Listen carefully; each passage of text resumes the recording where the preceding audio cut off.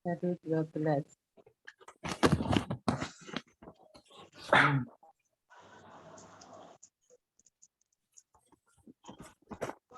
Sudah 12 orang ya. Halo, langsung dimulai ya, wes. Pelaksananya bukan saya loh.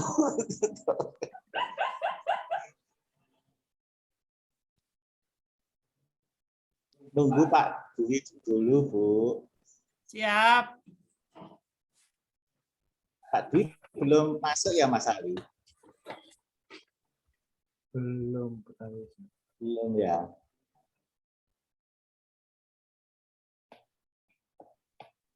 Lek diizinkan tanpa Pak Dwi itu malah rapopo ya. Dan dimulai dan bar. Boleh dagbar. Soalnya malam Setu ya. Udah packing.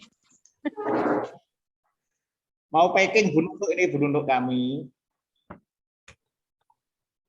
Jalan-jalan ya, Pak ya?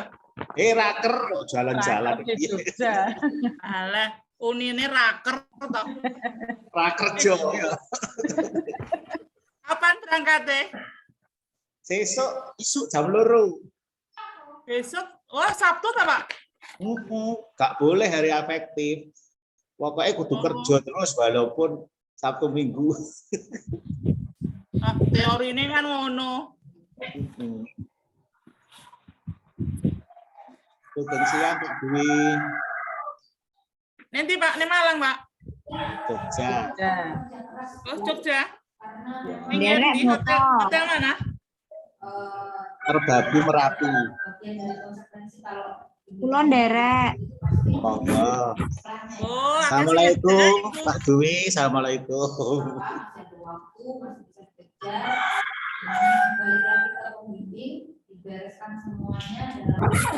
Kuwi dereng sabung oh sampun iki.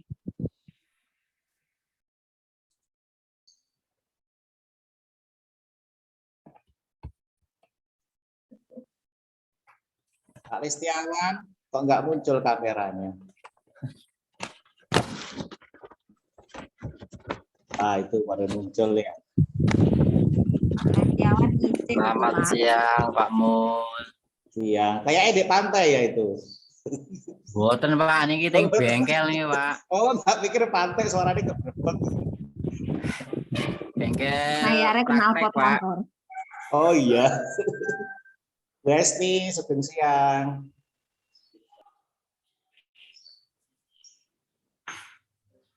Gue sih tegang Besti. 15, Pak Mul. Nama Bu? Udah 15. Oh, moderatornya Pak Sali loh, bukan saya. Pripun? Kita mulai Bapak. Oke, dimulai saja. Dimulai saja enggak apa-apa. Oke, siap. Pak Dwi sudah hadir.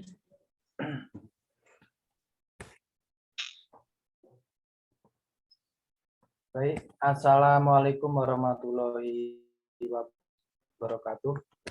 Selamat Waalaikumsalam. siang, salam sejahtera untuk kita semua. Perkenalkan, saya Ali Murtado selaku moderator yang akan memandu acara webinar Bahasa dan Sastra pada kesempatan ini. Sebelumnya saya ucapkan terima kasih dan selamat datang kepada Bapak Dr. Dwi Roman Kusoleh, SSMPD, selaku pengampu mata kuliah Landasan Pendidikan dan Pembelajaran Bahasa dan Sastra Indonesia, sekaligus pembimbing adanya kegiatan webinar ini. Yang saya hormati para hadirin sekalian dan yang saya sayangi teman-teman seperjuangan pasca sarjana serta audien yang turut serta dalam kegiatan ini, semoga selalu dilimpahkan keberkahan dan diberikan kesehatan. Amin ya rabbal alamin. Baik, Bapak Ibu hadirin yang saya hormati, sebelum pemateri inspiratif menyampaikan materinya yang saya sampaikan beberapa ketentuan acara. Saya selaku moderator akan membacakan susunan pemateri. Kami memiliki pemateri yang sangat inspiratif.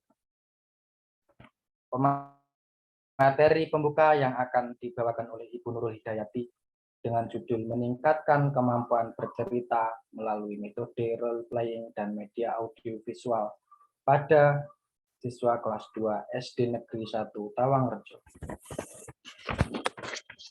Materi selanjutnya dengan judul peningkatan kemampuan menulis teks deskripsi melalui metode inquiry dan media gambar pada siswa kelas 7 SMP Negeri 8 Madiun tahun pembelajaran 2021-2022 oleh Ibu Nunuk Setiawati. Pemateri ketiga dengan judul analisis program Adiwiyata dalam pembentukan karakter peduli lingkungan pada siswa SD Negeri 2 Kanigoro, Kota Madiun oleh Bapak Mulyon.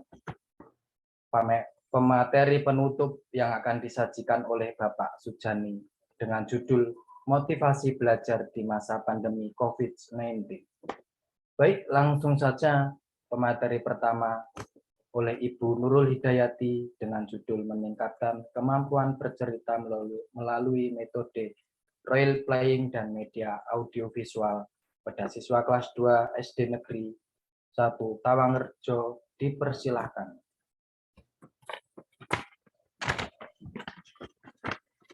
Baik, terima kasih. Assalamualaikum warahmatullahi wabarakatuh. Waalaikumsalam warahmatullahi wabarakatuh.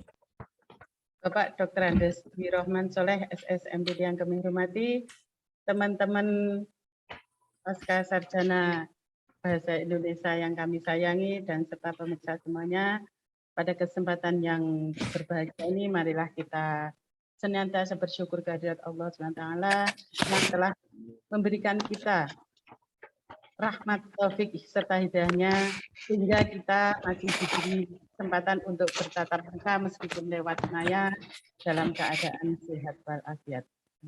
Amin.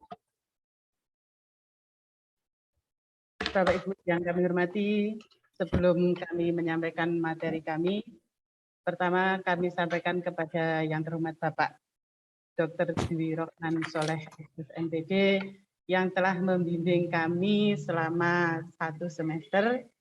Mudah-mudahan nanti ke depannya tetap sabar ya, meskipun dengan kami para Bapak Ibu yang sudah usianya sudah ya, tetap sabar membimbing kami selama kami menempuh pasca sarjana ini. Semoga kami semuanya nanti bisa melaksanakan dan menjalankan pasca sarjana ini dengan lancar dan sampai selesai dengan sukses. Kedua, kami ucapkan terima kasih kepada panitia yang telah menyelenggarakan acara ini sehingga dapat memperlancar tugas kami terutama pada mata kuliah landasan pendidikan. Selanjutnya kami juga sampaikan terima kasih kepada rekan-rekan seperjuangan pasca sarjana yang telah bahu-membahu dan kita saling bantu-membantu demi lancarnya perkuliahan kita. Saya share screen langsung di sini.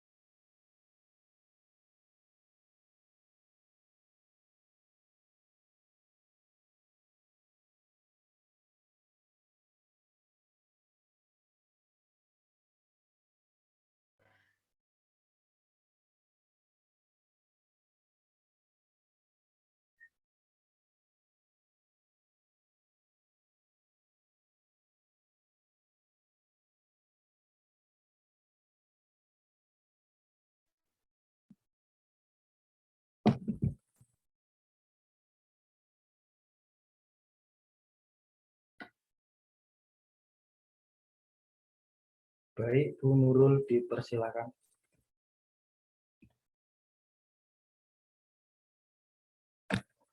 Suaranya masih di mute. Ya.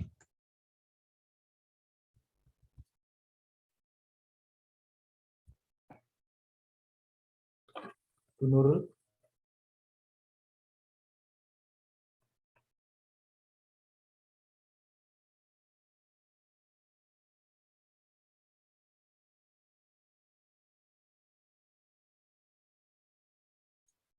Bu Nurul soal Sudah? Suara saya sudah terdengar? Ampun, nggih, ampun. Ampun Ibu, monggo. Ya, Andi.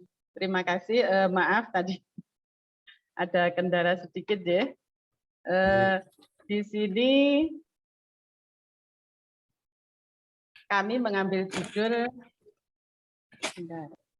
meningkatkan kemampuan bercerita melalui metode role playing dan media audiovisual pada siswa kelas 2 SDN 1 Tawangrejo.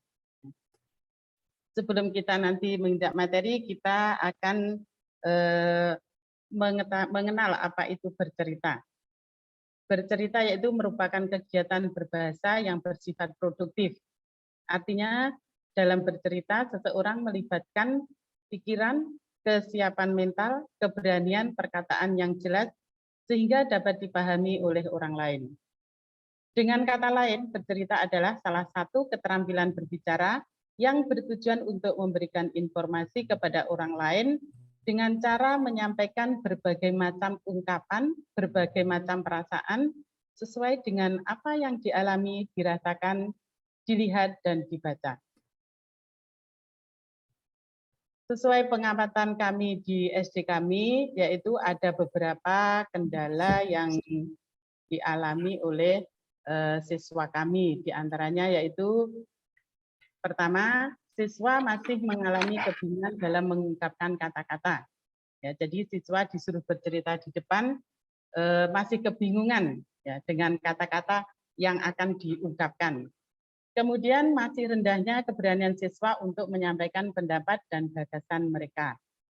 Yang ketiga, dalam proses pembelajaran siswa kurang aktif, kurang memperhatikan pelajaran karena di sana hanya ada bacaan tentang bermain di sekolah. Yang keempat, guru dalam pelaksanaan pembelajaran secara umum masih menggunakan metode ceramah.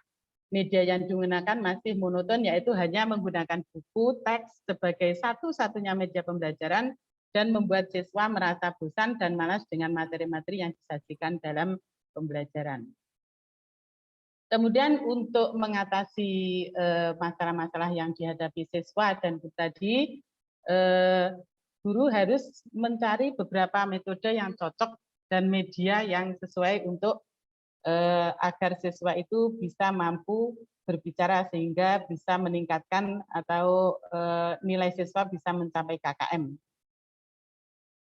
Terlebih dahulu kami akan mengetahui tentang apa itu metode pembelajaran. Metode pembelajaran merupakan sebuah strategi atau taktik dalam melaksanakan kegiatan belajar mengajar di dalam kelas yang diaplikasi tenaga pendidik agar tujuan pembelajaran yang sudah ditetapkan bisa tercapai dengan baik. Adapun macam-macam metode pembelajaran ada banyak sekali yang tentunya Bapak Ibu teman-teman semuanya juga memakainya ya. Di sini ada metode studi kasus, ada metode demonstrasi, discovery, jigsaw, diskusi kelompok, bermain peran atau role play, tugas proyek dan kunjung karya. Nah, di antara macam-macam metode ini kami mengambil salah satu yaitu metode role playing atau bermain peran, di mana anak zaman sekarang itu suka kalau kita teliti ya, kalau kita amati anak itu sering ngomong sendiri karena mereka dengan adanya pandemi ini di rumah pegangannya gadget. Tetapi kalau disuruh maju di sekolah ternyata mereka masih kurang berani. Nah, sekarang apa itu metode role playing? Metode ini adalah salah satu macam metode pembelajaran yang dirancang untuk memecahkan masalah dengan meminta siswa melakukan peran tertentu. Menurut Hamzah B. Uno 2009-6, prosedur bermain peran terdiri dari 9 langkah, yaitu pemanasan atau warming up, memilih partisipan, menyiapkan pengamat atau observer, menata panggung, memainkan peran, diskusi dan evaluasi, memainkan peran ulang, diskusi dan evaluasi kedua. Ya mungkin nanti yang akan kami laksanakan penelitian ini sebagian besar sudah mengacu pada Hamzah B. Uno ya. Jadi langkah-langkah ini, langkah 9 langkah ini nanti ya. Sekarang tadi dengan menggunakan selain metode role playing, kami menggunakan media, yaitu yang kami pilih nanti media audiovisual. Ya. Sebelumnya kita ketahui bahwa media adalah segala bentuk dan saluran yang digunakan untuk menyampaikan informasi atau pesan. Jenis-jenis media secara umum ada 3, yaitu media visual, media audio, dan media audiovisual. Yang kita ketahui kalau media visual itu hanya mengandalkan penglihatan dan peraba. Kalau media audio mengandalkan indera telinga. Contohnya kalau visual gambar, majalah, poster.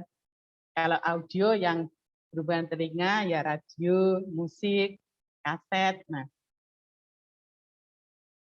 yang kemudian fungsi media itu untuk apa? Ya, yang satu, pertama, media berperan sebagai komponen yang membantu mempermudah, memperjelas materi atau pesan pembelajaran dalam proses pembelajaran. Yang kedua, media itu bisa membuat pembelajaran menjadi menarik. Kemudian membuat pembelajaran yang realistis.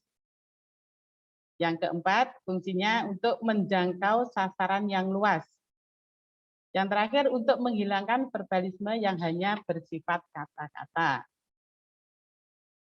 Nah, sekarang dari ketiga media tadi, kami mengambil yang media audiovisual. Di mana kita ketahui bahwa media audiovisual adalah media yang bisa didengar dan dilihat secara bersamaan. Media ini menggerakkan indera pendengaran dan penglihatan secara bersamaan. Contohnya banyak sekali ya yang sudah kita ketahui, yaitu ada drama pementasan, kemudian film, televisi, dan media yang sekarang menjamur yaitu VCD yang lebih lebih ngetrennya lagi sekarang itu gadgetnya, itu termasuk juga media audiovisual di mana sudah mengikat hati anak-anak ya, terutama anak-anak karena sudah hampir 2 tahun anak-anak tidak masuk sekolah. Nah, kemudian bagaimanakah penerapan metode role playing dan media audiovisual itu dalam pembelajaran? Yaitu tahap yang pertama yaitu tahap persiapan, di mana guru harus merumuskan RPP yang berdasarkan KD yang ada pada kurikulum, yaitu ada tahap persiapan, tahap pelaksanaan, kemudian ada refleksi tidak lanjut, kemudian ada tahap penutup. Nah, sekarang untuk tahap persiapan yaitu guru harus menyiapkan RPP yang akan dilaksanakan tadi, kemudian menyiapkan bahan, menyiapkan peralatan.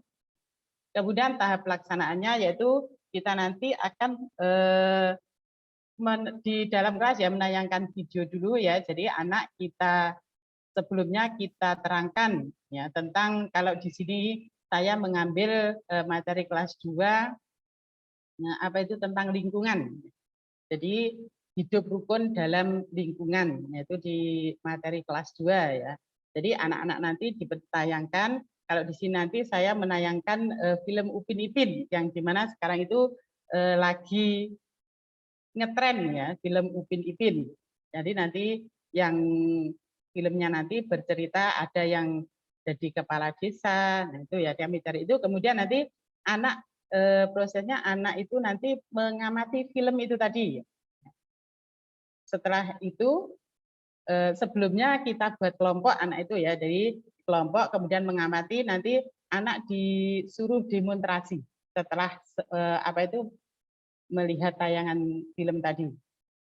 Itu tahap demonstrasi, kemudian refleksi, nanti kita refleksi setelah perwakilan setiap kelompok maju, kita refleksi. Nah, kemudian setelah itu tidak lanjut.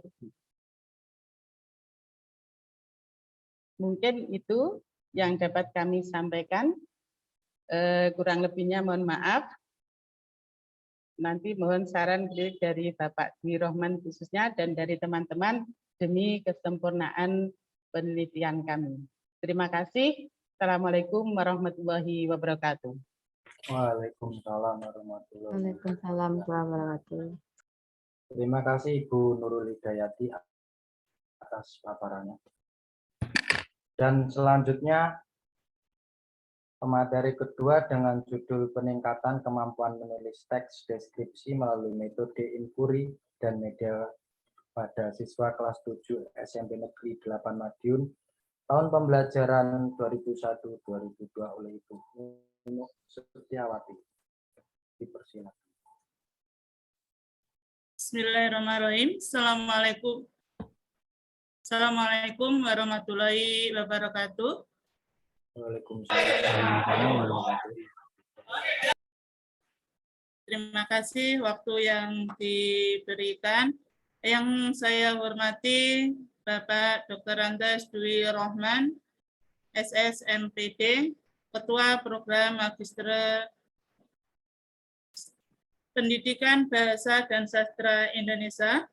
Yang saya hormati seluruh Bapak Ibu Perjuangan, Pasca Sarjana, dan yang saya hormati adalah seluruh undangan yang ikut webinar hari ini. Perkenalkan, nama saya adalah Ibu Nunuk Setiawati, unit kerja adalah di SMP Negeri 8 Madiun. Untuk webinar hari ini, yang berjudul adalah peningkatan kemampuan menulis teks deskripsi melalui metode inquiry dan media gambar siswa kelas 7 SMP Negeri 8 Madiun tahun pelajaran 2021-2022. Mohon maaf untuk suaranya apa sudah jelas? Karena di sini hujan deras. Sudah, Bu. Sudah Bu, sangat jelas. Alhamdulillah. Dengan hujan malah lebih merdu Bu. Jelas. Terima kasih. Saya teruskan. Untuk latar belakang judul yang saya ajukan untuk webinar hari ini adalah dari proses pembelajaran yang kurikulum 2013. Kondisi idealnya untuk pembelajaran bahasa Indonesia khususnya adalah di SMP, ini ditargetkan semua peserta pendidik dapat mencapai tingkat fungsional, yaitu berkomunikasi baik secara lisan dan tulisan untuk menyelesaikan masalah sehari-hari. Tujuannya ini bisa dicapai melalui 4 keterampilan, yaitu bisa mendengar, berbicara, membaca, dan menulis. Salah satunya adalah berkomunikasi dengan tertulis. Kemampuan berkomunikasi secara tulis sangat penting bagi kehidupan seseorang, oleh karena itu siswa dituntut memiliki kemampuan menulisnya. Setelah itu dilihat dari hasil wawancara, dan pada saat jam literasi, kadang-kadang pada saat jam literasi, anak-anak itu disuruh untuk menceritakan pengalaman dalam 1 minggu, ternyata tes kemampuan itu jauh dari sempurna. Hal itu mungkin disebabkan karena keterampilan menulis itu membutuhkan beberapa keterampilan lainnya, seperti tata bahasa, kosakata, penyampaian ide, keterampilan menulis, tidak hanya sekedar menyampaikan ide, tapi juga memerlukan strategi yang tepat untuk menyampaikan sehingga tidak menimbulkan kesalahan. Untuk kendalanya, untuk kendala-kendala yang ada, itu di SMP 8, itu keterampilan menulis siswanya masih belum maksimal. 57,67 siswa yang belum mencapai KKM. Perlu diketahui untuk SMP 8, untuk KKM adalah 68. Terus siswa menulisnya kurang, menulis karangannya dengan kalimat-kalimat yang tidak terstruktur, isi dan karangan keluar dari ide topik, atau kadang-kadang juga tidak didukung dengan kalimat yang mendukungnya. Kesulitan dalam memilih kata, kurangnya inovasi dan kesadaran siswa dalam menulis teks deskripsinya. Itu yang kendala-kendala yang ada di SMP 8. Untuk memperkecil masalah supaya nanti tidak melebar, nanti ke depannya pada ini penelitian ini akan dilakukan di kelas 7, nanti menggunakan PTK, yaitu sekitar bulan Januari sampai Maret. Nanti proses pengambilan datanya melalui PTK terbatas pada teks deskripsi, hanya mengukur kemampuan menulis teks deskripsi. Rumusan masalah yang saya lakukan, apakah dengan metode inquiry ini nanti media gambar, karena kita menggunakan media gambar, dapat meningkatkan kemampuan menulis teks deskripsi pada siswa kelas 7. Apakah keefektifan pembelajaran menulis teks deskripsi di dalam kelas ketika guru sedang mengajar dengan menggunakan metode inquiry dan media gambar? Apakah kelebihan dan kelemahan di dalam menerapkan metode inquiry ini dalam pembelajaran deskripsi siswa kelas 7? Ini nanti yang saya lakukan.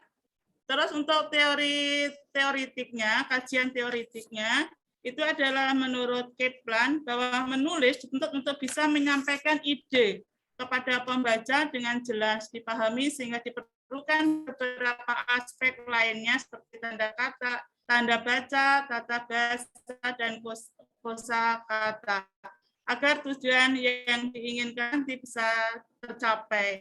Terus menurut Son menyatakan bahwa metode inquiry bisa terjadi ketika seseorang melibatkan sepenuhnya untuk menemukan suatu konsep.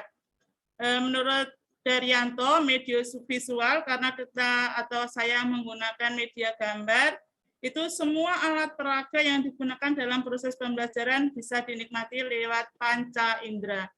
Itu kajian teori yang saya angkat. Sedangkan nanti metode penelitian saya yaitu siswa kelas dilaksanakan di SMP 8 selama 3 bulan. Metode yang saya gunakan adalah metode inquiry, medianya media gambar, dan hasil belajarnya. Terus untuk metode penelitian, desain penelitian yaitu menggunakan PTK, yaitu mulai dari perencanaan, pelaksanaan, pengamatan, refleksi. Itu nanti kita lakukan pada tahap demi tahap. Yang akan dimulai nanti adalah bulan Januari ini sudah mengambil data samplingnya. Sedangkan untuk populasinya adalah siswa kelas 7 nantinya, sedangkan sampling saya ambil dari siswa kelas 7C. Untuk teknik pengambilan data itu menggunakan 2, yaitu kuantitatif maupun kualitatif. Sedangkan data kuantitatif nanti saya ambil dari hasil tes, mulai dari pre-tes sampai dengan post-tes. Sedangkan untuk data kualitatif itu nanti saya ambil dari pengumpulan data, itu mulai proses pemilihannya, penyajian datanya, penyimpulannya melalui data kualitatif. Kesimpulannya yang saya ambil nanti ke depannya, semoga pada saat metode inquiry nanti pada basis pembelajaran dapat meningkatkan kemampuan peserta didik dalam menulis teks deskripsi kelas 7 SMP Negeri 8 Madiun. Terus yang kedua, metode inquiry dan media gambar lebih efektif di dalam kami mengajar atau dalam bahasa Indonesia. Mungkin itu yang bisa saya sampaikan untuk hari ini. Terima kasih untuk semuanya. Saya akhiri. Wassalamualaikum warahmatullahi wabarakatuh. Waalaikumsalam warahmatullahi wabarakatuh. Baik, terima kasih Bu Nunuk atas materi yang telah disampaikan. Kedua pemateri telah menyampaikan materinya. Selanjutnya kami akan membuka sesi tanya jawab.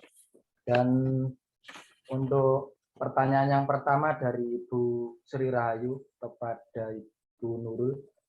Dalam tahap pelaksanaan metode dan media pembelajaran terdapat tindak lanjut.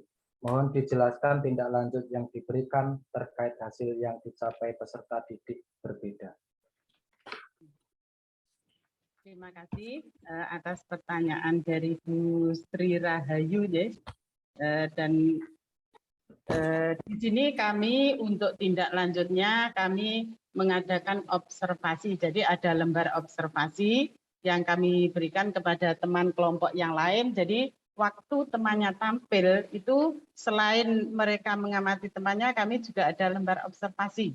Ya, jadi untuk menanggapi, ya, jadi berlatih menanggapi bagaimana tampilan dari temannya tadi. Selain itu kami juga memberikan pertanyaan-pertanyaan pancingan, ya, karena ini masih kelas 2, kalau langsung disuruh menanggapi teman yang lain itu masih mungkin bahasanya mereka masih agak kesulitan, ya. Di samping itu kami juga di rumah secara berkelompok kami suruh untuk berlatih juga, ya. Jadi nanti selain melatih mental itu juga untuk melatih menambah perbendaharaan kata. Demikian, terima kasih. Baik, Ibu Nurul Hidayati atas pemaparannya dan jawabannya. Selanjutnya pertanyaan dari Bu Nindita untuk Bu Nunuk. Mohon dijelaskan bagaimana konsep terhadap penggunaan media gambar dengan metode inquiry dalam mengembangkan kemampuan menulis teks deskripsi. Terima kasih Mbak Nindi Chandra untuk pertanyaannya. Untuk tahapan-tahapan yang nantinya saya lakukan, pertama adalah guru memberikan masalah. Masalahnya yang diajukan di sini adalah masalah yang terkait dengan penulisan teks yang sudah dirancang oleh guru. Setelah itu, guru menyampaikan beberapa pertanyaan menuju pada masalah yang harus dipecahkan oleh anak tersebut. Karena dengan pertanyaan tersebut, nanti anak-anak bisa menjawab, dan pada saat itu juga guru membantu anak-anak untuk menggunakan pikirannya. Setelah menyampaikan beberapa pertanyaan, nanti guru akan membimbing anak-anak untuk menemukan jawaban dan pertanyaan-pertanyaan tersebut. Langkah selanjutnya nanti adalah mengumpulkan dan menganalisis jawaban-jawaban tersebut. Dan setelah itu baru disimpulkan. Mungkin itu yang bisa saya jawab untuk langkah-langkah di dalam penulisan deskripsinya. Terima kasih. Baik, Bu. Dan tentunya media pembelajaran gambar terbukti sangat efektif nih, digunakan dalam pembelajaran menulis teks deskripsi. Iya, Pak Ali. Terima kasih. Baik, saya lanjutkan untuk pemateri selanjutnya dengan judul Analisis Program Adiwiyata dalam Pembentukan Karakter Peduli Lindungi pada Siswa SD Negeri 2 Kanigoro, Kota Madiun oleh Bapak Mulyono. Dipersilakan. Terima kasih Mas Ali waktu yang disampaikan kepada kami. Assalamualaikum warahmatullahi wabarakatuh. Waalaikumsalam warahmatullahi wabarakatuh. Selamat siang Bapak Ibu semuanya. Pertama-tama saya ucapkan terima kasih sebesar-besarnya kepada Bapak Dr. Dwi Rahman Soleh SSMPD yang sudah menjadi fasilitator kita semuanya dalam rangka webinar dari mata kuliah landasan pendidikan. Kemudian juga pada Bapak Ibu semuanya, teman-teman, rekan-rekan mahasiswa S2 FPSI Unipma, kami ucapkan terima kasih sudah rawuh semua nggih. Nah, kita berbagi ilmu dan sharing bersama-sama untuk siang hari ini. Sedangkan judul yang kami bagikan, saya izin share screen ya Mas.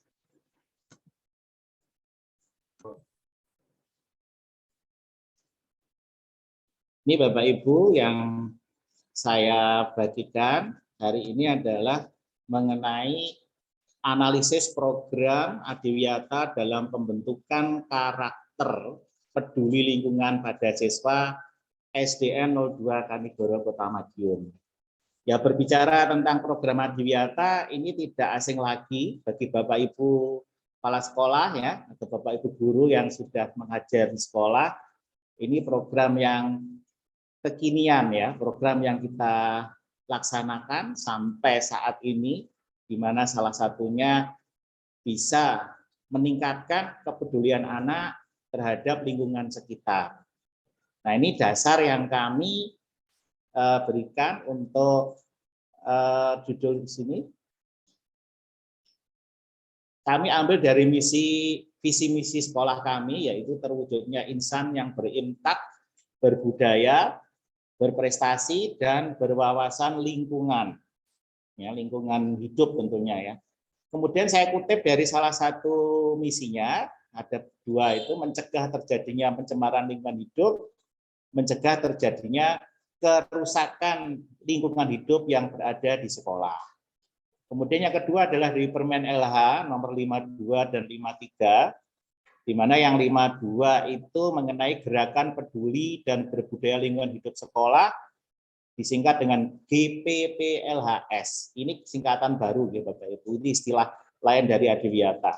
Sedangkan yang kedua dari Permen LHK nomor 53 tahun 2019 adalah penghargaan sekolah Adiwiyata. Di mana Adiwiyata itu program yang berkelanjutan ya, yang bertingkat dari tingkat kota, tingkat provinsi, nasional sampai dengan mandiri. Itu nanti sekolah-sekolah yang berhasil melakukan program ini akan mendapat sertifikat berjenjang seperti itu. Ini bukan lomba, tapi ini program. Dengan yang ketiga adalah Permendikbud nomor 20 2018 tentang penguatan pendidikan karakter yang kemarin sudah dibagikan oleh Bu Pipi ya, waktu itu forming itu ya. Berikutnya adalah latar belakang kenapa kami mengambil analisis ini. Yang pertama, kondisi ideal yang kita inginkan adalah visi misi dari sekolah itu bisa terwujud. Jadi semua warga melakukan, menerapkan. Yang kedua, GPPLHS-nya berjalan dengan lancar. Yang ketiga adalah sekolah memperoleh penghargaan Adiwiyata secara berjenjang tadi. Jujur saja ini analisis ini kami lakukan semenjak tahun 2018 ini sampai sekarang karena ini kan berjenjang. Jadi saya ikutin terus bagaimana perkembangan dari warga sekolah terhadap Adiwiyata tersebut. Sedangkan kondisi real yang nyata waktu itu tahun 2018 sampai perkembangan berikut, yaitu sebagian besar warga sekolah ada 65% dari 153 itu belum punya kesadaran hidup bersih dan sehat. Kemudian belum terciptanya pembiasaan atau karakter cinta peduli lingkungan pada warga sekolah. Masih sakarepe dewe-dewe nggih, buang sampah sembarangan, makan sembarangan ya. Dan banyak hal yang membuat lingkungan jadi kurang nyaman. Itu yang kondisi real yang kami temui.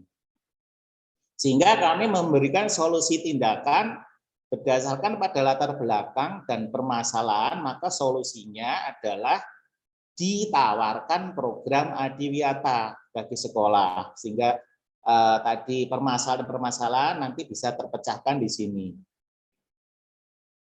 Rumusan masalahnya dan hipotesis tindakan dari analisis ini, satu, apakah program Adiwiyata dapat meningkatkan pembentukan karakter peduli lingkungan pada siswa SDN 02 Kanigoro Kota Madiun. Sebenarnya tidak hanya siswa saja Bapak Ibu, karena ini program itu stakeholder sekolah juga terlibat, bahkan masyarakat sekitar terlibat, tapi karena ini fokus ya, penelitian kami fokuskan ke siswa. Sedangkan hipotesis tindakannya, jika program Adiwiyata diterapkan di sekolah, maka akan terjadi peningkatan pembentukan karakter peduli lingkungan pada siswa SDN 02 Kanigoro Madiun. Kajian teoritisnya yang kami berikan yaitu dari Wiyani, pendidikan karakter dapat diartikan sebagai usaha sadar dan terencana untuk membentuk, mengarahkan, membimbing perilaku peserta didik dalam kehidupan sehari-hari. Ya, sesuai dengan norma-norma yang berlaku di masyarakat. Ini saya dasarkan juga dengan landasan pendidikan, khususnya landasan cultural dan landasan psikologis. Yang kedua dari Kemen LH menyatakan bahwa program Adiwiyata adalah program yang bertujuan mendorong, membentuk sekolah-sekolah di Indonesia agar dapat turut melaksanakan upaya pemerintah menuju pelestarian lingkungan, pembangunan berkelanjutan bagi kepentingan generasi-generasi sekarang dan akan datang. Sedangkan menurut Fatriani dan Suryana, program pengembangan kegiatan pembiasaan di sekolah yang kondusif pendidikan karakter perlu direncanakan, dikoordinasikan, dan dilaksanakan secara serentak oleh semua warga sekolah, serentak semua warga. Itu yang tadi titik poinnya di sana, walaupun ini siswa yang jadi pusat penelitiannya. Sedangkan dari Eswari Utomo, Adiwiyata adalah program yang bertujuan untuk mewujudkan warga sekolah bertanggung jawab terhadap upaya perlindungan dan pengelolaan lingkungan hidup. Tujuan program sekolah Adiwiyata menurut Setiawati dan Aji dikatakan di situ menciptakan kondisi yang baik bagi sekolah untuk menjadi tempat dan pembelajaran serta penyadaran bagi warga sekolah. Mendorong dan membantu sekolah-sekolah agar dapat turut melaksanakan upaya pemerintah dalam kelestarian lingkungan hidup, dalam pembangunan berkelanjutan dan berwawasan lingkungan demi kepentingan generasi yang akan datang. Sedangkan terakhir di situ warga sekolah turut bertanggung jawab dalam upaya-upaya penyelamatan lingkungan dalam pembangunan yang berkelanjutan. Nah, ini metode yang kami lakukan dalam analisis ini adalah jenis penelitiannya merupakan penelitian deskriptif kualitatif. Ini menurut Ari Kunto, pendekatan deskriptif adalah pendekatan yang dimaksudkan untuk menyelidiki suatu keadaan, kondisi atau hal-hal yang telah disebutkan dengan hasil dipaparkan dalam bentuk laporan. Ini nanti kalau panjenengan ingin tahu detailnya di artikel, nanti artikelnya saya share kalau sudah ini semua. Menurut Trianto, melalui penelitian deskriptif, peneliti berusaha mendeskripsikan peristiwa, kejadian-kejadian yang menjadi pusat perhatian tanpa memberikan perlakuan khusus terhadap peristiwa tersebut. Pengamatan tersebut berdasarkan aspek yang diamati pada pedoman observasi yang kami pakai, ini dilakukan secara langsung di lapangan, yang difokuskan pada kepala sekolah. Nah, itu foto saya Bapak Ibu ya. Pura-puranya nyapu itu. Tapi nyapu sungguhan loh itu ya. Kemudian Bapak Ibu guru sama wali murid. Yang kedua, yang ketiga siswa tentunya yang jadi acuan dasarnya. Kemudian tindak lanjut dari program ini, kami melakukan beberapa langkah, ada 7 langkah itu. Yang pertama adalah mengadakan sosialisasi kepada siswa, guru, komite, dan seluruh stakeholder sekolah. Bahkan lingkungan sekitar kami ajak berbicara itu. Yang kedua, menyusun SK Adiwiyata bagi seluruh warga sekolah. Ketiga, membentuk pokja-pokja sesuai dengan kebutuhan dan kondisi sekolah. Kemudian MOU dengan beberapa sekolah dan instansi terkait, DLH, kelurahan, puskesmas, dan banyak hal. Kami ada 17 MOU, ya, termasuk dunia usaha industri. Kemudian pembenahan lingkungan sekolah menurut kebutuhan juga dengan anggaran. Integrasi kurikulum dengan program Adiwiyata, ini semua RPP-nya ya kami sinergikan dengan kegiatan peduli lingkungan tadi. Jadi RP Bapak Ibu ngajarnya harus diselipi macam-macam kegiatan yang hubungannya dengan lingkungan. Kemudian setelah terjadi integrasi kurikulum, maka perlu diimplementasikan, ya, diaplikasikan di pembiasaan sehari-hari. Kemudian publikasi hasil program Adiwiyata ke media cetak, ke media elektronika, ke medsos, ini sangat diperlukan, ya, supaya ada respon, kemudian kita ada masukan-masukan sehingga kita bisa mengembangkan dari program tersebut. Sedangkan yang terakhir pengembangan program Adiwiyata. Nah, setelah ada publikasi biasanya itu kita ada masukan-masukan, ada komen-komen dari publikasi itu lah. Komen yang kritik saran itu kita kembangkan. Apa yang bisa kita lakukan terhadap program Adiwiyata supaya berlanjut terus. Salah satunya adalah kita jadi narasumber. Hari ini kebetulan kami jadi narasumber, ini nanti juga modal kami untuk masuk Adiwiyata berkelanjutan berikutnya Bapak Ibu. Kemudian basar atau juga promosi produk melalui medsos, melalui media cetak, kita produkan, dan pameran kita jual hasil dari pengolahan sampah atau sejenisnya itu kepada masyarakat sekitar dan juga instansi yang menjadi MOU bagi kita. Ini hasil pengamatan penelitian Bapak Ibu. Mungkin panjenengan asing dengan angka-angka ini, nanti kalau setelah baca artikel baru tahu ya ini hasilnya dari mana. Ini respondennya adalah kepala sekolah, guru, siswa kelas 4, 5, 6.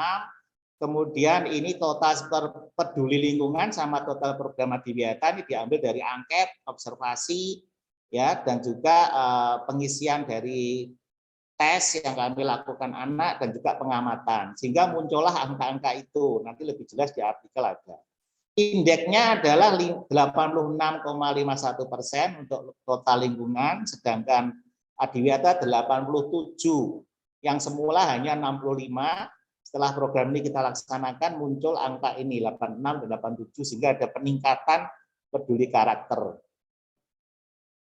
Nah, sedangkan respondennya ini Bapak Ibu kepala sekolah, guru, siswa, deskriptornya seperti tersebut. Pembentukan karakter peduli lingkungan pada siswa direalisasikan melalui program Adiwiyata yang baik. Pembentukan karakter kemudian dapat dilakukan dengan cara beberapa hal yang tertulis di situ, sekolah yang berpartisipasif maupun pengelolaan sarana prasarana. Ini deskriptor yang ada di kepala sekolah. Sedangkan guru-guru, program Adiwiyata berperan aktif dalam pembentukan karakter peduli lingkungan pada siswa. Pembentukan karakter tersebut guru menanamkan pada siswa untuk aktif. Jadi kita ngamatin guru itu, setelah itu kita diskusikan. Jadi guru itu harus seperti ini loh, seperti deskriptor ini di sini. Termasuk pada siswa, kegiatan-kegiatan diprogramkan sekolah sangat bermanfaat, membuat siswa lebih senang, lebih peduli, lebih cinta, dan juga lebih care kepada lingkungan sekitarnya. Itu deskriptornya dari hasil observasi. Sedangkan hasil angket, di sini ada total skornya sama dengan yang tadi. Indeksnya menunjukkan 86,02% dan 86,31%. Ini keterangan dari tadi, tabel-tabel tadi Bapak Ibu. Hasil observasi total skor program Adiwiyata dan total skor peduli lingkungan diperoleh berdasarkan penjumlahan dari indikator yang terdapat dalam observasi. Jumlah skor diperoleh dari 21 responden terkait dengan program Adiwiyata, yaitu 293 dengan indeks 87,20% dan karakter peduli lingkungan dengan angka 436 dengan indeks 86,51%. Sedangkan hasil wawancara berdasarkan aspek yang diamati dalam wawancara. Hasil wawancara dari 21 responden tadi menunjukkan respon yang sangat positif. Jadi ini proses Bapak Ibu, tidak bin salah bin balik tangan ya. Jadi wawancaranya kita lakukan dengan begitu detail sehingga ada cara-cara yang lebih baik antara sekolah, guru maupun siswa. Sedangkan angket jumlah skornya yang diperoleh dari 90 siswa terkait program Adiwiyata yaitu 4.661 dengan indeks 4661 dibagi 500 5.400 sehingga terdapat 86,31%. Sedangkan untuk total skor peduli lingkungan yaitu 86,02%. Ini memang secara matematis ya Bapak Ibu harus paham karena ini datanya lengkapnya di pengamatan kami. Nah, kesimpulannya Bapak Ibu, berdasarkan pembahasan hasil penelitian terkait analisis program Adiwiyata dalam pembentukan karakter peduli lingkungan pada siswa SDN 02 Kanigoro dapat disimpulkan, satu, bahwa pelaksanaan program Adiwiyata dapat meningkatkan pembentukan karakter peduli lingkungan pada siswa, terbukti dari angka-angka tadi yang berbicara. Kemudian pelaksanaan program Adiwiyata merupakan barometer bagi sekolah dalam pembentuk karakter peduli lingkungan. Sehingga aktivitas yang dilakukan dalam pembentukannya melalui program Adiwiyata sangat relevan dengan GPPLHS SDN 02 Kanigoro. Jadi kesimpulannya itu bisa dilihat dari hasilnya tadi. Ternyata ada korelasinya. Kalau Adiwiyata berkembang, maka peningkatan peduli lingkungan pada diri siswa juga meningkat.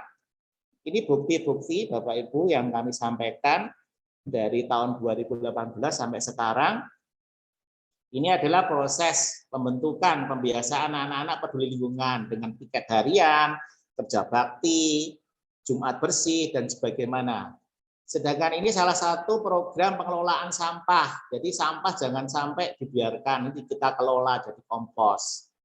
Ini juga salah satu program kami mengembangkan tadi ya, mengelola sampah. Ini judulnya pohon abadi.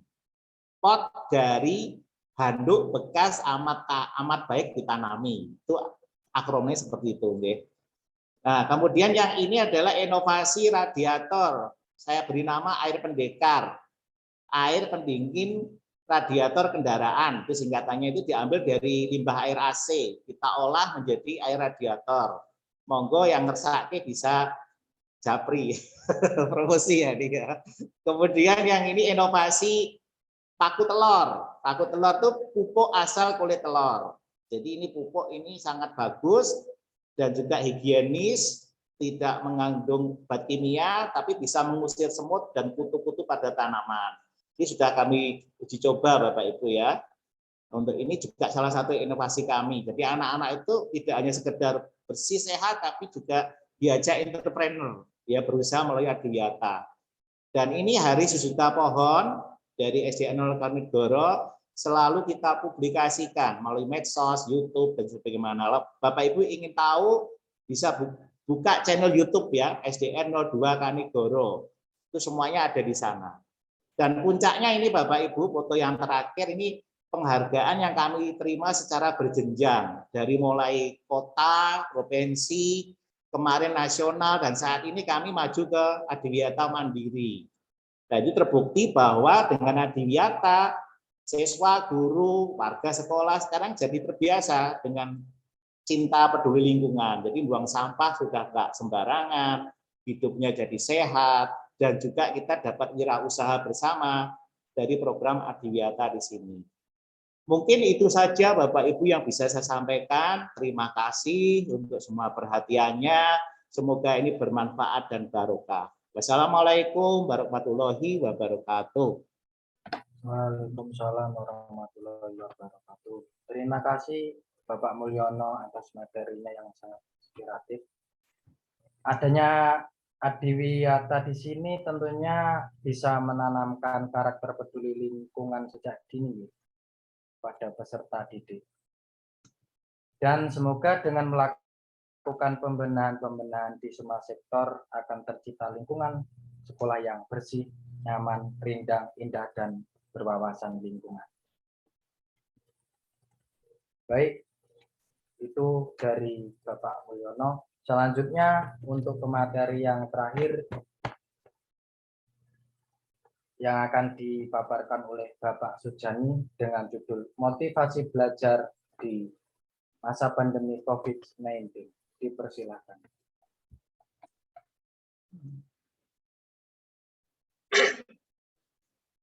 Terima kasih kepada moderator Bapak Ali Murtadoh yang telah memberikan waktu kepada saya.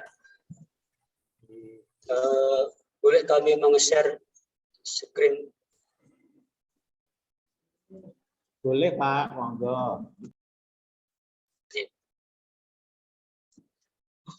Yang saya hormati Bapak Dr. Dwi Rohman Soleh, SS MPD, selaku dosen pembimbing dan juga sebagai Ketua Program Studi MPPSI, Program Pasca Sarjana UNIPMA. Yang saya hormati Bapak Ibu selaku peserta webinar Bahasa dan Sastra, dan saya ucapkan Assalamualaikum warahmatullahi wabarakatuh. Selamat siang dan selamat sore dan salam sejahtera untuk kita semuanya. Bapak Ibu yang saya hormati, izinkan saya menyampaikan pada kegiatan webinar Bahasa dan Sastra pada kali ini, yaitu dengan tema yaitu yang berkaitan dengan motif belajar di masa pandemi COVID-19. Bapak Ibu yang saya hormati, judul kami yang saya tanyakan tadi merupakan judul yang kita kenal pada masa-masa 2 tahunan ini, yang mana kegiatan ini memang dalam rangka untuk satu, mengingat dan juga memperoleh bagaimana motivasi belajar anak tersebut bisa kita tingkatkan kepada anak didik kita. Perlu saya sampaikan untuk kesempatan ini yaitu latar belakang masalah, yaitu pada awal tahun 2020, ya kurang lebih itu sekitar pada hari Senin 16 Maret tahun 2020, itu pemerintah melalui Kementerian Pendidikan telah meluncurkan yaitu adanya keputusan ini diawali dari munculnya penyakit bernama coronavirus disease 2019 atau disingkat dengan COVID-19 yang menjadi pandemi. Dari adanya pandemi yang ada di sekitar kita dan juga di negara-negara lain, memberi pada kualitas pembelajaran yang mana dampaknya ini satu kepada siswa dan juga pada guru, yang mana pada proses yang sebelum kita interaksi antara siswa dengan guru secara langsung dan di dalam ruang kelas, yang mana pada pandemi ini kita diberi yaitu interaksi secara virtual dan secara terbatas. Mengapa saya nyatakan ini adalah virtual? Karena keterbatasan ini dipengaruhi ada beberapa aspek, di antaranya adalah adanya atau perlunya suatu sarana, termasuk internet, kemudian HP ataupun laptop, yang mana itu harus dimiliki, harus disiapkan oleh siswa maupun Bapak Ibu guru. Dan ini merupakan kadang-kadang ada yang keterbatasan baik di daerah terpencil maupun di daerah tertentu yang belum ada aksesnya. Kemudian perlu kita tarik bahwasannya bagaimana cara meningkatkan motivasi belajar peserta didik di masa COVID ini. Tentunya kita kembali pada yaitu adanya dasar hukum yang menjadi dasar dikeluarkannya pedoman penyelenggaraan belajar dari rumah.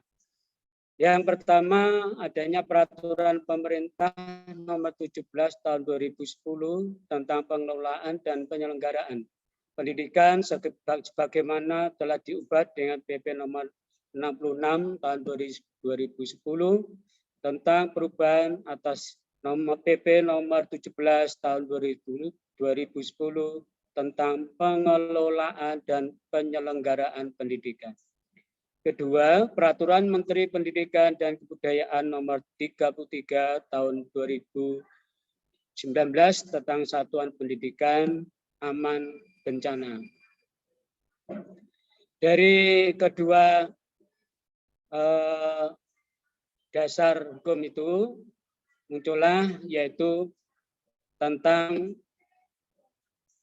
dasar yang berkaitan dengan pembelajaran yang diedarkan oleh Kementerian Pendidikan dan Kebudayaan dengan nomor 15 tahun 2020 tentang pedoman penyelenggaraan belajar dalam masa darurat penyebaran coronavirus disease atau disebut dengan COVID-19.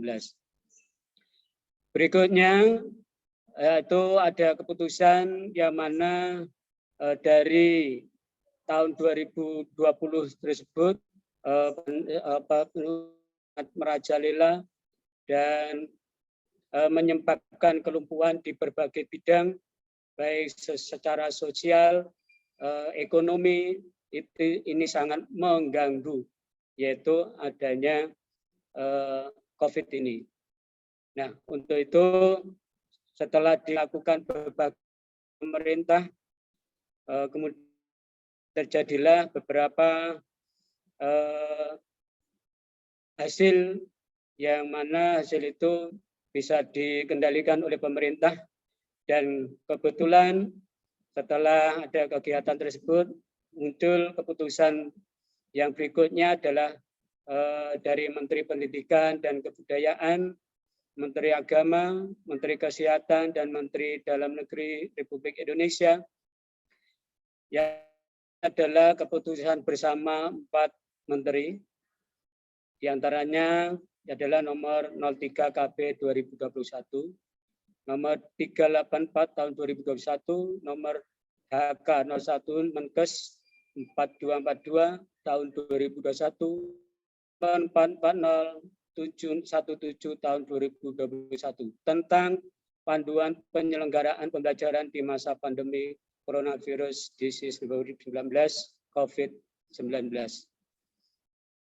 Kemudian dari dasar itulah yaitu penyelenggaraan pembelajaran di masa pandemi corona virus disease 2019 dilakukan yaitu dengan A. Pembelajaran tatap muka terbatas dengan tetap menerapkan protokol kesehatan dan atau yang B. Pembelajaran jarak jauh. Adapun yang perlu kami sampaikan juga di sini yang kaitannya dengan judul tadi yaitu motivasi belajar, perlu saya bahwasanya pemahaman dengan motivasi ini adalah menurut Kamus Besar Bahasa Indonesia, motivasi adalah dorongan yang timbul pada diri seseorang secara sadar atau tidak sadar untuk melakukan suatu tindakan tujuan tertentu. Macam-macam motivasi. Motivasi yang pertama adalah motivasi intrinsik yang timbul dari dalam diri individu. Misalnya keinginan untuk tertentu, memperoleh informasi dan pengertian, mengembangkan sikap untuk menyenangi kehidupan, keinginan diterima oleh orang lain. Yang kedua, motivasi ekstrinsik yang timbul akibat adanya pengaruh dari luar individu, seperti adanya hadiah, pujian, ajakan, suruhan, atau paksaan dari orang lain.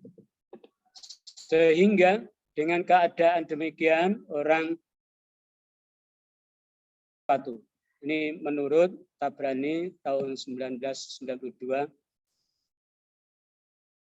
Adapun pengertian belajar menurut Sardiman tahun 2018-75 adalah keseluruhan daya dalam diri siswa yang menimbulkan kegiatan belajar yang menjamin kelangsungan dari kegiatan belajar dan memberikan arah pada kegiatan belajar, sehingga tujuan yang dikehendaki oleh subjek belajar itu dapat tercapai.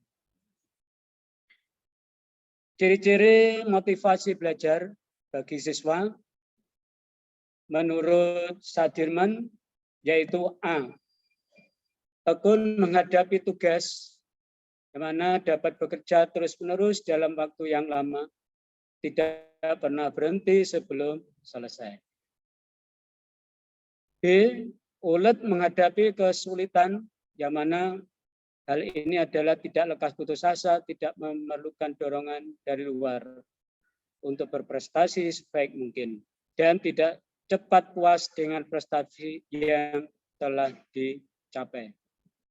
C. Menunjukkan minat terhadap bermacam-macam masalah untuk orang dewasa, misalnya masalah pembangunan agama, politik, ekonomi, keadilan, pemberantasan korupsi, penentangan terhadap setiap tindak kriminal. D. Lebih senang bekerja mandiri. E. Cepat bosan pada tugas-tugas rutin. F. Dapat mempertahankan pendapatnya. G. Tidak mudah melepaskan hal diyakini. Dan H. Senang mencari dan memecahkan masalah dan soal-soalnya. Adapun indikator tingkat motivasi belajar pada peserta didik yaitu 1. Adanya minat dan perhatian dalam belajar.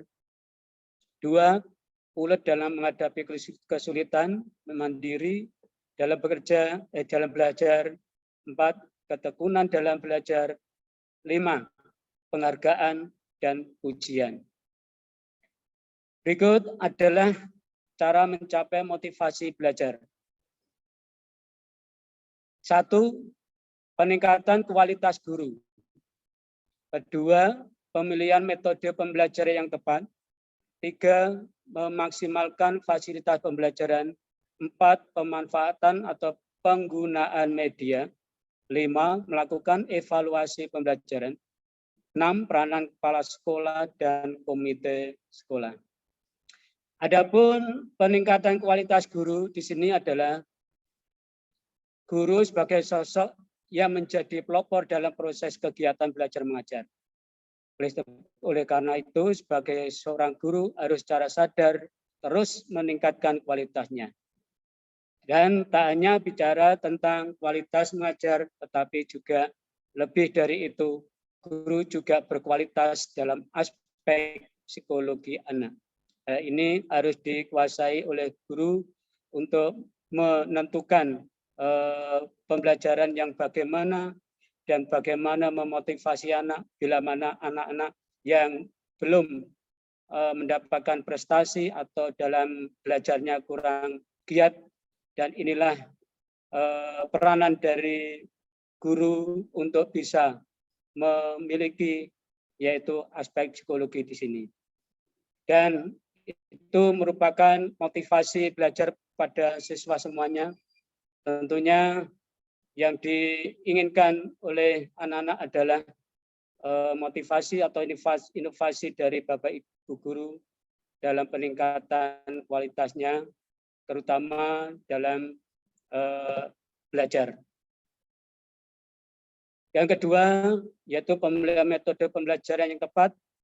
Ini diharapkan Bapak Ibu guru senantiasa untuk bisa memilih dan memilah, dan juga mana yang penting, mana yang tidak, dan mana yang anak sudah mampu melalui metode pembelajaran, ini merupakan salah satu alternatif. Karena pada masa pandemi ini merupakan sangat dimiliki oleh Bapak Ibu guru di sekolah, karena dengan pandemi ini tanggung jawab Bapak Ibu guru sangat berat juga, karena secara logika kita ataupun Bapak Ibu guru tidak tatap muka secara langsung. Inilah yang menyebabkan anak-anak bisa jenuh, dan Bapak Ibu guru tentunya juga mengalami kejenuhan. Nah, ini perlu adanya suatu metode pembelajaran yang terbaik untuk anak-anak, supaya anak-anak tetap tekun dan memberi semangat. Berikutnya yaitu memaksimalkan fasilitas pembelajaran, yang mana Bapak Ibu guru memang harus pandai atau memilih metode, termasuk media, termasuk sarana prasarana yang ada di sekolah maupun sarana prasarana yang ada di rumah. Nah, ini tentunya membutuhkan sarana prasarana yang betul-betul diperhatikan oleh baik itu pemerintah, dinas pendidikan, orang tua, guru, kepala sekolah. Ini merupakan kendala bagi kita. Alhamdulillah, untuk di Kota Madiun, untuk sarana ini, contohnya adalah anak siswa ini secara massal pemerintah Kota Madiun telah memberikan program, yaitu 1 siswa 1 laptop, walaupun ini masih diterapkan pada siswa-siswi untuk SMP di kelas 8, untuk SD di kelas 5. Nah, ini merupakan salah satu terobosan dari pemerintah kota, terutama Bapak Wali Kota, yang telah memberikan bantuan kepada siswa-siswi kita. Walaupun belum sepenuhnya, tetapi merupakan program yang nyata. Dan inilah fasilitas ini juga membantu kepada siswa-siswi kita yang mengalami pandemi untuk belajar di rumah. Berikutnya adalah internet. Memang internet merupakan sarana yang penting juga. Dan kebetulan di Kota Madiun juga ada program, yaitu adanya WiFi ataupun internet, yang mana setiap kelurahan di pos-pos tertentu itu sudah dipasang, yaitu fasilitas, yaitu tentang WiFi yang digunakan untuk anak-anak belajar. Memang betul itu adalah ditempatkan di tempat-tempat yang strategi, yang terutama di pos kampling maupun di tempat-tempat tertentu, di musola dan sebagainya. Berikutnya yang keempat adalah pemanfaatan media. Ya, ini sangat penting juga adanya media-media yang menarik. Contohnya Bapak Ibu membuat PPT ataupun membuat video pembelajaran, ini sangat diperlukan bagi siswa-siswi kita. Bila mana Bapak Ibu guru bisa menerapkan, bisa menggunakan media tersebut secara kreatif, inovatif. Yang keempat, yaitu melakukan evaluasi pembelajaran. Ini merupakan juga salah satu, yaitu alternatif dalam hal ini memecahkan masalah dalam proses pembelajaran di masa pandemik ini. Yang ke-6, yaitu peranan kepala sekolah dan komite sekolah. Di sini untuk peranan kepala sekolah juga penting sekali digunakan sebagai mana yang tertera, yaitu kepala sekolah sebagai supervisor di sekolah, berperan dalam upaya membantu mengembangkan profesi dari guru tersebut dan juga tenaga kependidikan yang ada di sekolah. Supervisi ini selalu dilakukan dalam rangka untuk pengawasan, yaitu di bidang kegiatan akademik, termasuk dalam di situ adalah termasuk dalam proses belajar mengajar yang menyangkut yaitu guru mengajar, baik itu menggunakan pembelajaran secara daring, dan ini masa-masanya sudah agak longgar menggunakan yaitu luring atau tatap muka, walaupun masih 50%. Dan berikutnya peranan dari komite, bahwa komite juga memiliki peranan di bidang motivasi belajar anak, yang mana komite ini secara tidak langsung bisa komunikasi dengan orang tua atau wali murid dalam rangka peningkatan belajar siswa dan juga memotivasi siswa. Dalam hal ini para pengurus bisa memberikan informasi-informasi kepada orang tua bahwasanya pada masa pandemi memang kita dibutuhkan yaitu kesabaran, yaitu kreativitas, dan juga kesediaan dari Bapak Ibu orang tua atau wali untuk bisa membantu putra-putrinya bila mana ada tugas dari sekolah, bisa orang tua untuk membantu proses pembelajaran. Nah, ini peranan komite juga sangat memberikan nilai tambah. Dalam hal ini, kesimpulan yang telah akan kami sampaikan dari paparan kami yaitu seorang siswa yang mengalami kejenuhan dan belajar akan memperoleh ketidakmajuan dalam hasil belajar. Oleh karena itu, perlu motivasi untuk menggerakkan siswa agar belajar lebih meningkat di dalam kondisi yang serba terbatas saat ini. Perlu dibutuhkan pemahaman dan kreativitas guru dalam mengemas pembelajaran online agar menarik perhatian dan motivasi siswa dalam mengikuti tahapan pembelajaran dengan model pendekatan yang tepat, serta dukungan berbagai pihak untuk menentukan keberhasilan pembelajaran dalam sistem online di masa pandemi ini. Demikian Bapak Ibu yang bisa saya sampaikan untuk webinar pada kali ini, dan saya akhiri. Wassalamualaikum warahmatullahi wabarakatuh. Waalaikumsalam warahmatullahi wabarakatuh. Terima kasih Bapak Sujani atas materi yang telah disampaikan. Kedua pemateri dalam sesi terakhir telah menyampaikan materinya. Selanjutnya saya akan membuka sesi tanya jawab yang terakhir. Di sini untuk tanya jawab yang pertama dari Ibu Nunur Setiawati kepada Bapak Mulyono. Bagaimana cara mengukur bahwa program Adiwiyata dalam membentuk karakter siswa? Monggo, Bapak. Baik, terima kasih Mas Ali, makasih Bu Nunu untuk pertanyaannya yang luar biasa ya. Memang dalam mengukur Adiwiyata itu tadi saya katakan ada proses ya, apalagi disinergikan ke RPP, kan ada KD 3, ada KI 3 dan KI 4 ya. Nah, itu di penilaian raport itu juga itu disinergikan di situ Bu Nunu. Jadi perkembangan anak dalam karakternya dia peduli lingkungan itu gimana? Kita bisa ngukur dari keaktivisan dia, kebiasaan dia di kelas melalui wali kelas masing-masing. Anak ini itu sudah peduli sampah, sudah peduli kesehatan, wali kelas yang mengamati. Nah, itu nanti bisa diukur melalui proses di KI 4-nya itu Bu Nunu. Jadi nanti bisa diukur nilainya melalui nilai-nilai yang ada di situ. Maka ya Bu Nunu ya. Itu Mas. Bapak.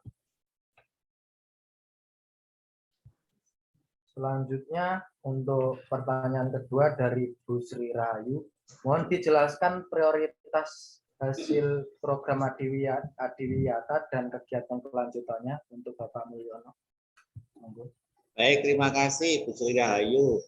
Tadi judulnya sudah sangat jelas ya. Jadi kalau program Adiwiyata itu fokusnya ke pembentukan karakter peduli, cinta lingkungan. Jadi fokusnya ya prioritasnya tentang karakter cinta lingkungan. Itu yang diprioritaskan di situ melalui program Adiwiyata itu, sehingga nanti pengukurannya melalui pembiasaan tadi. Kita bisa amati, melalui observasi, melalui angket, dan melalui pengamatan oleh Bapak Ibu kelas, karena fokus kita ke siswa nggih, Bu Sri Rahayu.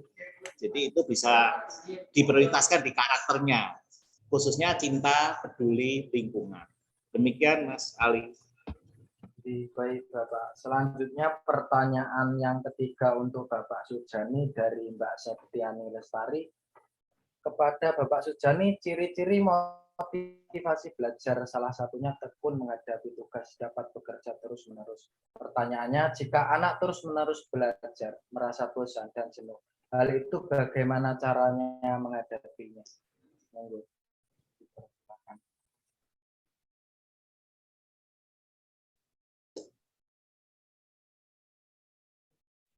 Bapak, nggak ada suaranya. Maaf, ya terima kasih. Dari pertanyaan dari peserta tadi sangat bagus sekali, yang mana pertanyaan itu memberikan kami juga akan menjawab kaitannya dengan pembelajaran, yaitu memotivasi belajar pada anak. Tadi sudah saya sampaikan di sana tadi, yaitu tentang anak Bapak Ibu guru untuk selalu memotivasi, dan sekiranya tadi sudah saya sampaikan, Bapak Ibu guru tentunya harus memiliki juga yaitu yang dinamakan yaitu mengenal anak tentang psikologisnya. Nah, disitulah Bapak Ibu guru tentunya harus bisa mengerti. Oh, ini anak sudah mengalami kejenuhan. Itu dilihat dari raut mukanya atau mimiknya atau tingkah lakunya itu sudah ketahuan bahwasanya anak ini sudah jenuh, sudah tidak mau mendengarkan, sudah tidak mau untuk diajak komunikasi. Nah, ini salah satunya Bapak Ibu guru tentunya kalau kita sebagai Bapak Ibu guru selalu memantau, dan hal ini tentunya anak tersebut bisa satu dilakukan yaitu metode yang berikutnya, karena kita selalu tidak menggunakan satu metode dalam pembelajaran, karena kita di sekolah itu ada satu kelasnya antara 32-an. Hari ini tentunya pasti membutuhkan berbagai macam metode sehingga agar supaya anak-anak tersebut tidak jenuh. Ya, metode-metode mana yang kira-kira cocok pada materi pelajaran yang disampaikan, sesuaikan. Nah, ini bermacam-macam. Bisa digunakan yaitu bervariasi, mungkin adanya kejenuhan itu kita kasihkan yaitu kegiatan sejenis ice breaking atau diberi sedikit waktu untuk sejenak menghibur anak-anak. Contohnya adalah kita bernyanyi bersama-sama, terus kemudian ada kegiatan yang lainnya mungkin dilakukan sejenis yaitu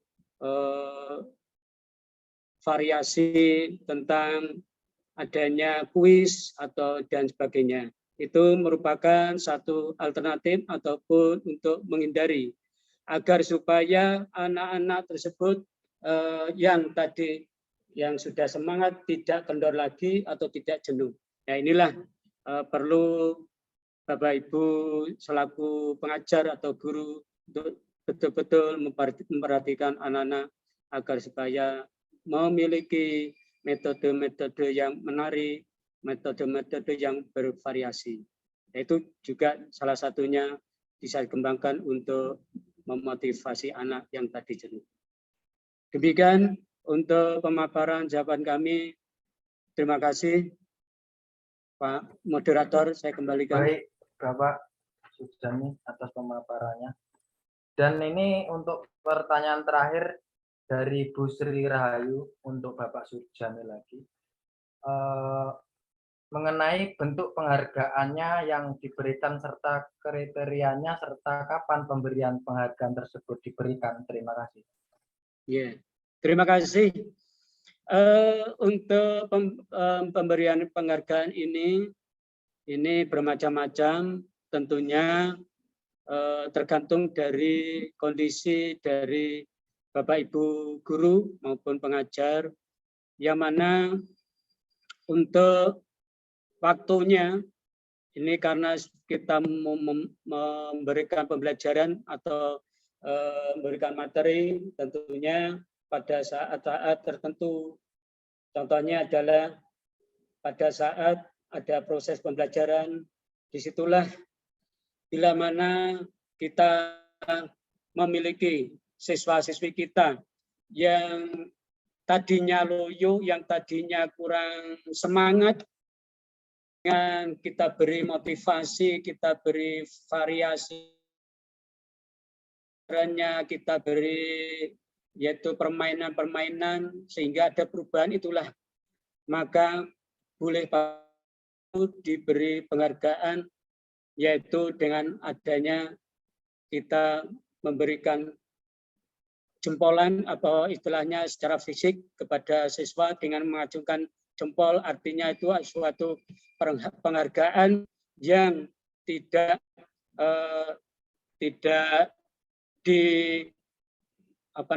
diterapkan pada sebuah nilai uang. Nah, di sini maksud kami juga sebagai rasa bahwasanya anak tersebut sudah ada kepedulian untuk berubah. Nah, perlu saya sampaikan penghargaan di sini tidak hanya melulu pada penghargaan secara material, tetapi juga penghargaan secara psikologi, penghargaan secara mental maupun ungkapan-ungkapan kita kepada siswa tadi, yang mana memberikan aplaus itu juga salah satu penghargaan pada siswa-siswi kita. Nah, kalau memang dirasa Bapak Ibu guru di suatu saat itu memiliki istilahnya rezeki atau apa, bisa melalui suatu yaitu pemberian lewat surat ataupun melalui WA, bahwasanya ini adalah penghargaan yang dari guru pada siswa berupa material, berupa kalau kami seperti yang telah kami lakukan, kadang saya berikan yaitu tips untuk kita beri motivasinya, kalian sudah berubah pintar untuk jajan di di kantin itu pada sebelum pandemik. Nah, kalau sudah pandemik tentunya mungkin dengan penghargaan yang bagaimana tergantung dari kondisi yang ada. Itu Ibu penanya dan Bapak Ali selaku moderator. Baik, Bapak, terima kasih. Jadi itu dari keempat pemateri inspiratif hari ini. Kami berterima kasih kepada pemateri yang telah menyampaikan materi dengan sangat luar biasa. Mudah-mudahan materi yang sudah disampaikan bermanfaat dan membuat kita untuk tergerak mengikuti praktek beliau yang telah dilakukan dari keempat materi tersebut dan menambah wawasan tentunya. Amin. Hadirin sekalian, demikianlah acara diskusi pada webinar Bahasa dan Sastra. Sebelum kami tutup kali ini, kami mengucapkan terima kasih kepada pemateri yang telah memberikan banyak informasi kepada kita semua. Dan kami juga mengucapkan terima kasih banyak kepada Bapak Dr. Dwi Rohman Soleh selaku pembuat kegiatan yang inspiratif dan para penonton atas partisipasi dalam kegiatan. Acara demi acara dalam kegiatan ini telah terlewati. Akhiri kata saya Ali Murtado selaku moderator mohon undur diri. Kita bertemu di lain kesempatan. Terima kasih dan selamat sore. Wassalamualaikum warahmatullahi wabarakatuh. Waalaikumsalam Selamat sore. warahmatullahi wabarakatuh. Oke, terima kasih Bapak Ibu semuanya, selamat. Bapak. Terima kasih Pak Dwi. Oke, selamat sore. Sehat semuanya. Ya. Hati-hati Pak Mul, hati-hati Bu Nurul, Ya, oleh-olehnya. Terima kasih. Besok saya ngikuti dari sana, nggih. Nggih. Doa Ampun aja tindakan Pak toh, Mul niki? ya. Sehat Traker selalu. Pak Dwi, traker dari Jogja. Oh, kali penurun. Oke, Bincang ikuti dari sana. Oke, dimanapun bisa Traker kok. Pak Oke. Dwi katanya. Dan katanya toh, sungguhan ini. Oke, monggo. Iya. Sugeng istirahat, Oke. sehat saya izin Semuanya. live. Tolong izin live dulu nggih Bapak Ibu semuanya. Oke, monggo.